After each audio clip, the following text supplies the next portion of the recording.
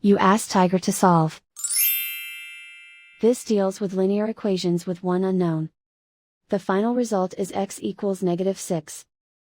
Let's solve it step by step. Simplify the expression. Break up the fraction. Find the greatest common factor of the numerator and denominator. Factor out and cancel the greatest common factor. Group all x terms on the left side of the equation. Subtract 2x from both sides. Group like terms. Group the coefficients. Convert the integer into a fraction. Combine the fractions. Combine the numerators. Group like terms.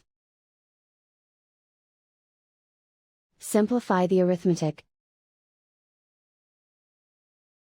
Group all constants on the right side of the equation.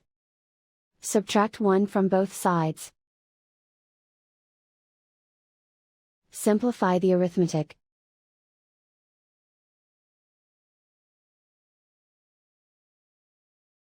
Isolate the x. Multiply both sides by inverse fraction 3/1. Group like terms. Multiply the coefficients. Simplify the fraction. Simplify the arithmetic. And so the final result is x equals -6.